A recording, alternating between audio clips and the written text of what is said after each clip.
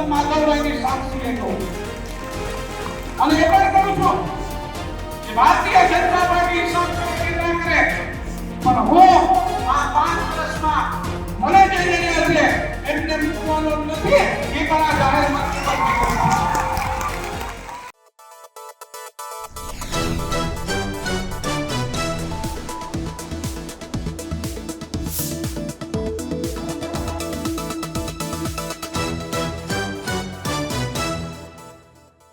ગીર સોમનાથના પ્રાચી ગામથી સાંસદ રાજેશ ચુડાસમાનો વિડીયો ખૂબ જ વાયરલ થઈ રહ્યો છે.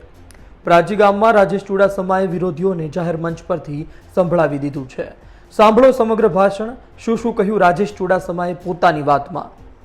તેમ છતાં પણ તાલાળા વિધાનસભામાંથી મને 10 થી 11 હજારની લીડ બંને વખત પડી.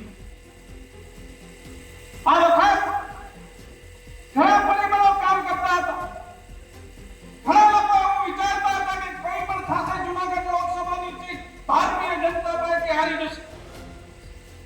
કારણ કે જ્ઞાતિઓના સમીકરણો 10 વર્ષમાં જે ન થયેલા કામો જે મેં નથી કર્યા એ કામો પણ મારા ખાતે ચડાવી અને વાતાવરણ ઊભું થયું અને એ વાતાવરણના આધારે આ જૂનાગઢ લોકસભા જવાની છે એવું વાતાવરણ ઊભું કર્યું.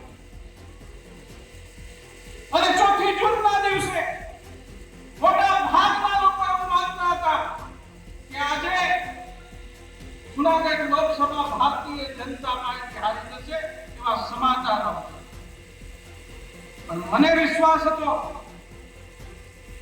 કે 10 વર્ષમાં જૂનાગઢ અને ગીર સોમનાથની જનતાને ક્યારે પણ મેં અંતરાત્માથી જો મેં અન્યાય કર્યો હોય તો ભગવાન સોમનાથ અને મા ભવાની મને ક્યારેય માફ નહીં કરે અને એનું પરિણામ ભોગવવા માટે હું તૈયાર છું.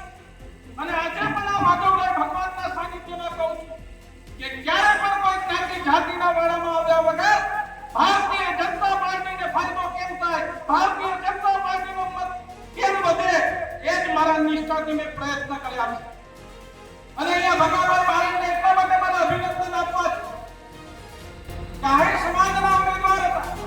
મારો સ્વભાવ નથી ક્યારેય કે હું કોઈ પણ ચૂંટણી લડું કે મારા વિરોધીઓનું પણ નામ ક્યારેય લેતું નથી.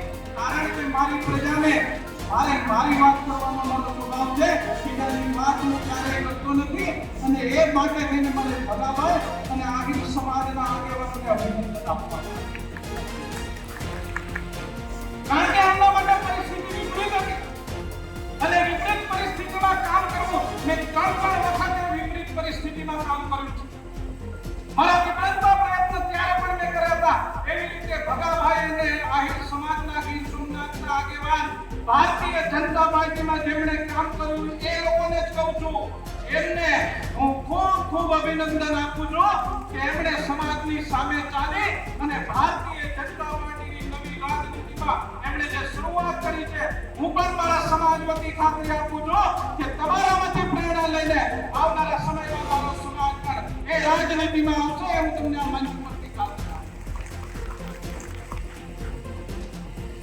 મેં કીધું કે 10 વર્ષમાં મેં આ વિસ્તારમાં નાના મોટા પ્રયત્ન કર્યા અને મારે જ્ઞાતિવાદ કરવો હોય તો હું તમને આ મંચ ઉપરથી કહું કે તમે આ સરકારી કચેરીઓમાં કોઈ સમાજના કેટલા અધિકારીઓ છે, અન્ય સમાજના કેટલા અધિકારીઓ છે એ લિસ્ટ લઈ લેજો. જો મેં એ રાજનીતિ કરી હોત તો કોઈ સમાજના અહીંયા અધિકારીઓ વધારે હોત. પણ મેં ક્યારેય એ રાજનીતિ કરી નથી અને મારી ઓફિસે કોઈ પણ સમાજનો કર્મચારી આવ્યો હોય એને કોઈ પણ આગેવાનની ભલામણની જરૂર નથી. મારે ઓફિસેથી એમને પત્ર મળી જાય અને એમની બદલી ગીર સોમનાથ જિલ્લામાં થઈ જાય. મારે ફોન કરવાની પણ જરૂર ના પડે.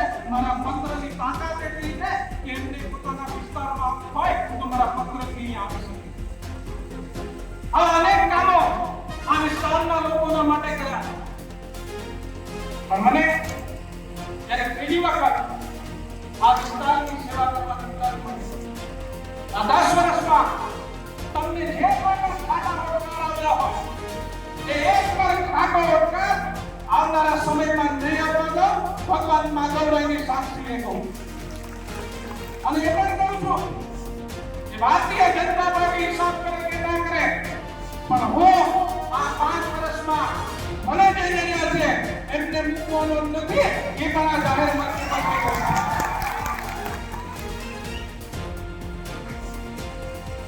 આ 5 વર્ષ આ ગીર સોમનાથ જિલ્લાની રાજનીતિમાં આવનારા સમયમાં આપણે સૌએ સાથે મળી અને ભારતીય જનતા પાર્ટીનો કાર્યકર્તા કે જેમણે 45 ડિગ્રી તાપમાં અનેક સમીકરણોની વચ્ચે અને લોકોની વચ્ચે જાય, પોતાના સમાજની સામે પણ જાય અને જેમણે મારા માટે કામ કર્યું છે એ તમામ કાર્યકર્તાઓનો ફરી એક વખત અને હું આપ સૌનો આભાર માનું છું. આપ સૌએ મારું સન્માન કર્યું એ બદલ આપ સૌનો ખૂબ ખૂબ આભાર. ભારત માતા કી જય. જય જય ગરવી. આ વિસ્તારના લોકપ્રિય ધારાસભ્ય મારા વડીલ આદરણીય ભગાભાઈ બારડ, જિલ્લા પંચાયતના પ્રમુખ મંજુલાબેન,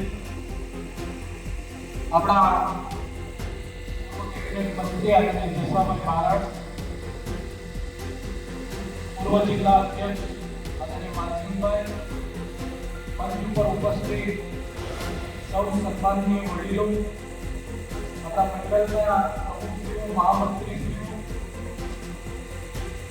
સામે બેઠેલા સરપંચશ્રીઓ, તાલુકા પંચાયતના સભ્યશ્રીઓ, જિલ્લા પંચાયતના સભ્યશ્રીઓ, મોટી સંખ્યામાં પધારેલા ભારતીય જનતા પાર્ટીના એકથી પણ દુર્લભ કાર્યકર્તા વડીલો યુવાનો છે.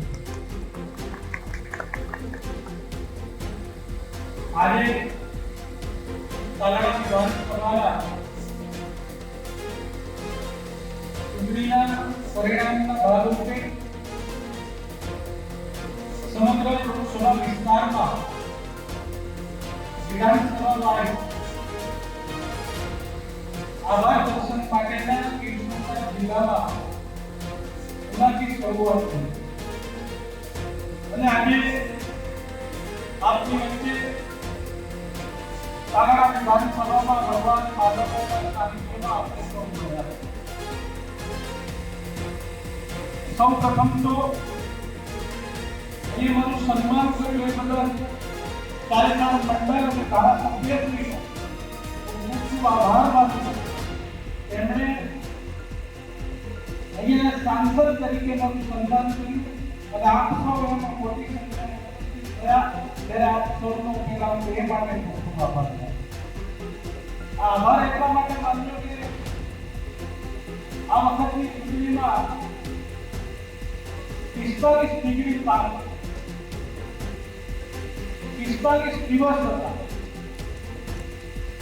અને 45 ડિગ્રીનો તાપ સિવાય આપણી દરિયાઈ કાંઠાની રાજનીતિનો પણ તાપ આ લોકસભામાં હતો.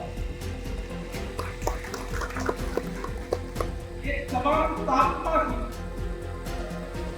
અમે નીકળી અને મને બીજી વખત સાંસદ બનાવ્યો એ બદલ તમારા સૌનો ખૂબ ખૂબ આભાર માનવા માંગુ છું. આ દેશમાં દેશનું નેતૃત્વ કરવા માટે આ દેશનું પરિણામ પણ નક્કી હતું કે ફરી આ દેશના પ્રધાનમંત્રી તરીકે નરેન્દ્ર મોદી દેશના હતા. એવી આઝાદી પછી કોઈ પણ પહેલી ચૂંટણી હોય તો આ દેશના પ્રધાનમંત્રી નરેન્દ્ર મોદીની 2024ની લોકસભાની પરિણામ નિશ્ચિત હતું. પણ અહીંયા આપણા બગાડને વાત કરીએ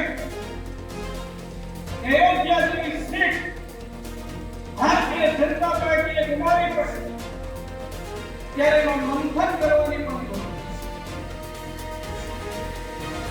છે. એ મંથન જરૂરી એટલા માટે કે અયોધ્યાની વિધાનસભાની લોકસભાની સીટ માત્ર ને માત્ર એક બે વાતોને કારણે, નાના મોટા વિકાસ કરવાને કારણે,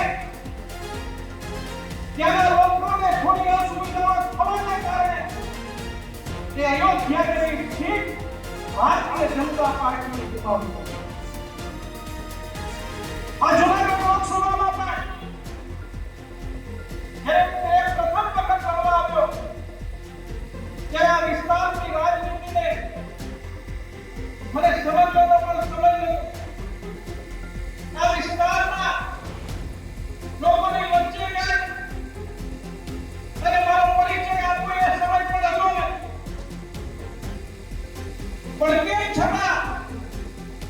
31 દિવસની ચૂંટણીમાં ગીર સોમનાથ અને જૂનાગઢની જનતાએ એક યુવાન તરીકે મારા ઉપર ભરોસો મૂક્યો અને મને 1,34,000 લીડથી આ વિસ્તારનો નેતૃત્વ કરવાની મને તક આપી.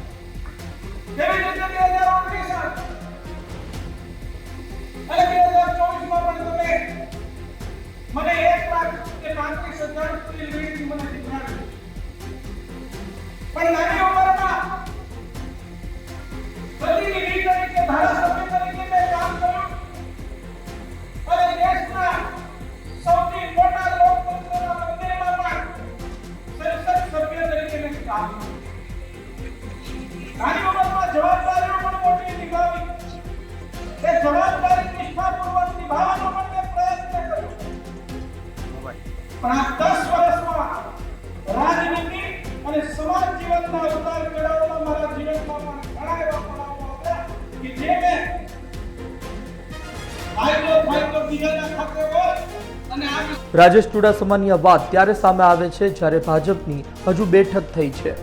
કહેવાય છે કે ભાજપની આ બેઠકમાં પ્રદેશ પ્રમુખ CR પાટીલે જાહેરમાં વિવાદાસ્પદ ટિપ્પણી ન કરવા કહ્યું હતું.